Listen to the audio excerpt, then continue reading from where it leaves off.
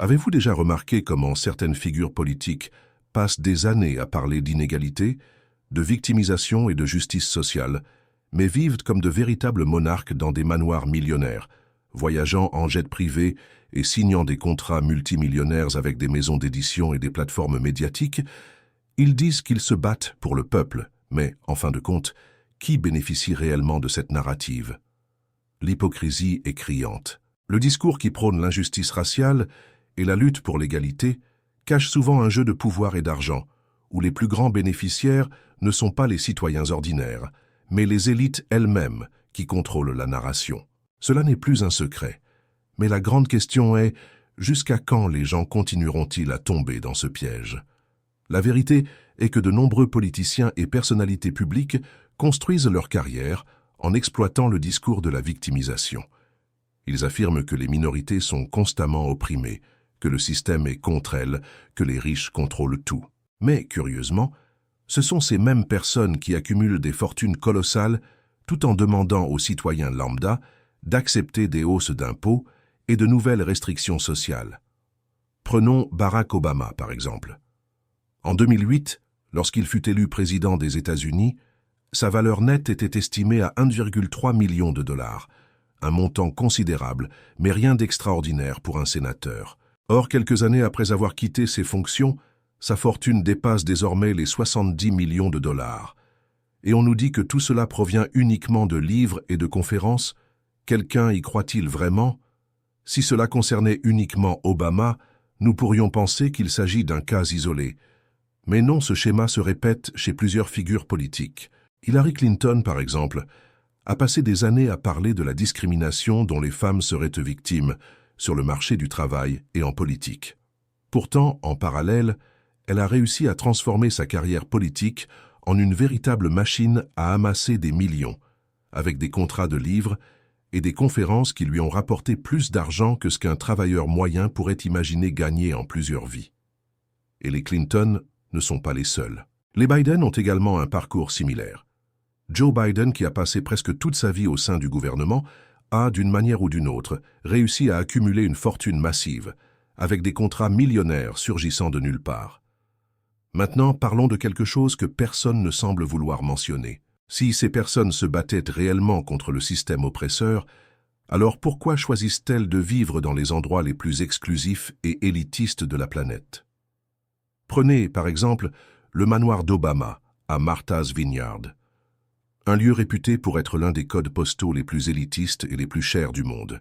Une maison évaluée à plus de 12 millions de dollars, entourée d'autres manoirs appartenant à des millionnaires et des milliardaires. Mais attendez un peu. Ne sont-ce pas ces mêmes personnes qui parlent de privilèges blancs, d'oppression systémique et de discrimination? Si elles y croyaient vraiment, ne devraient-elles pas vivre dans des quartiers plus modestes, aidant ainsi leur communauté? Mais non. Elles achètent des maisons dans les endroits les plus chers et exclusifs du monde, loin des mêmes personnes pour lesquelles elles prétendent se battre. Michelle Obama, par exemple, a récemment déclaré qu'elle avait peur tous les jours pour ses filles. Selon elle, ces filles pourraient subir des préjugés raciaux simplement en conduisant une voiture. Mais alors qu'elle tient de telles déclarations, sa famille achète davantage de propriétés millionnaires et signe des contrats de conférences allant jusqu'à 700 000 dollars par événement. Et ce n'est pas tout.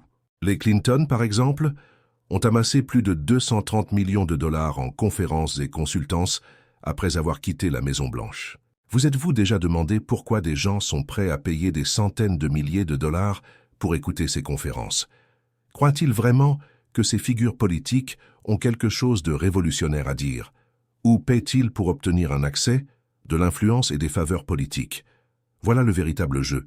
Un système dans lequel les politiciens transforment leur carrière en une affaire milliardaire, utilisant des discours de victimisation et d'inégalité pour manipuler les masses tout en accumulant des fortunes gigantesques.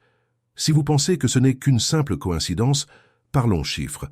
Barack Obama facture environ 400 000 dollars par conférence. Michelle Obama en demande 700 000. Hillary Clinton et Bill Clinton, réunis, ont déjà amassé plus de 230 millions de dollars en discours et contrats de consultance. Mais ce n'est pas tout.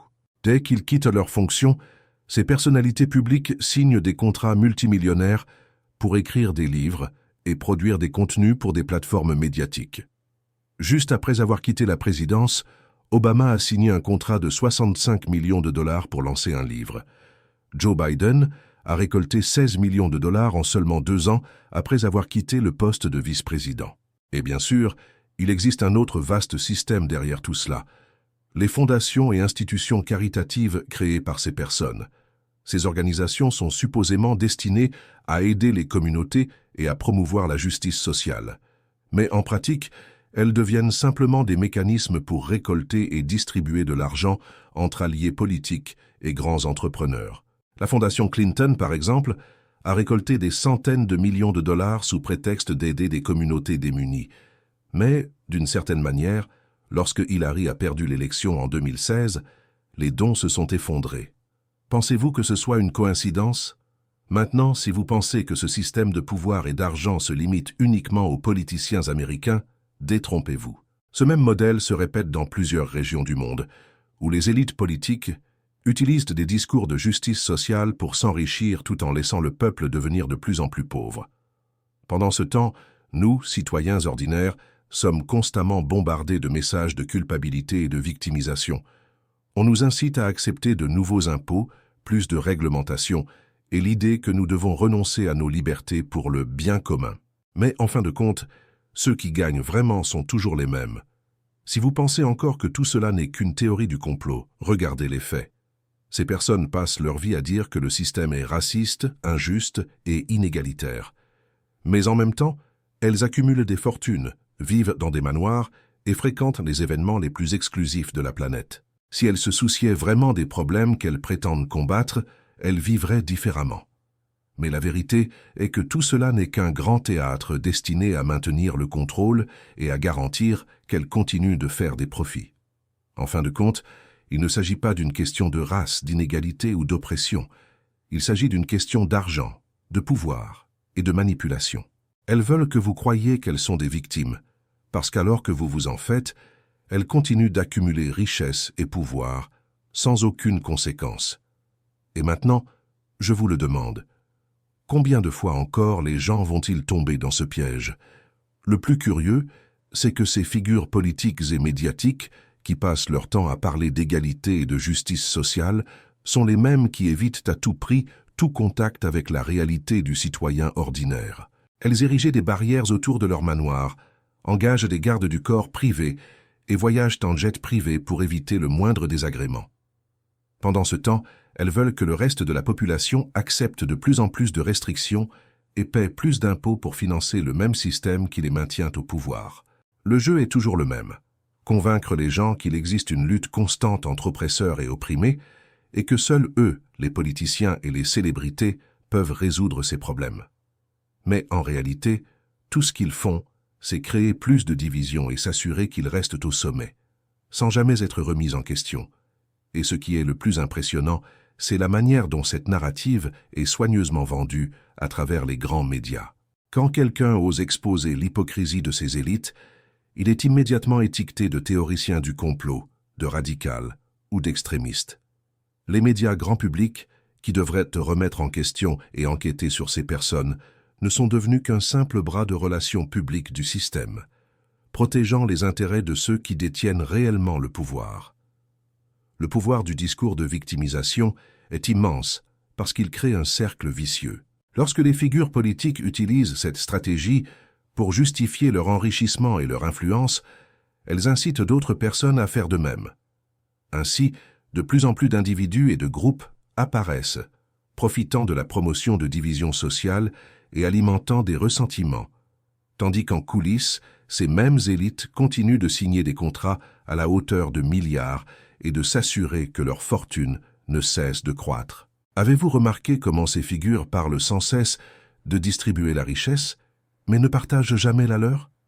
Ils parlent d'opprimés et de marginalisés, mais vivent entourés de luxe, d'exclusivité et de privilèges auxquels le citoyen moyen n'aura jamais accès. Et quand quelqu'un dénonce cette hypocrisie, la réponse est toujours la même. Il ne s'agit pas d'argent, il s'agit de justice sociale. Mais au bout du compte, il suffit de suivre l'argent pour comprendre le véritable jeu qui se joue. Et la question demeure, Jusqu'à quand les gens accepteront-ils cela sans le remettre en question? La réalité est simple. La politique identitaire et le discours de victimisation sont devenus des affaires milliardaires. Pendant que les figures politiques accumulent des fortunes, la population reste divisée, distraite par des narrations créées pour les maintenir au pouvoir. L'objectif n'a jamais été la justice sociale, mais le contrôle, la richesse et l'influence. Maintenant, la décision vous appartient.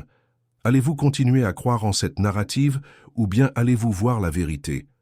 Si vous souhaitez plus de contenu révélateur comme celui-ci, laissez un like et abonnez-vous à la chaîne. Votre soutien est essentiel pour que nous continuions à exposer les coulisses du système.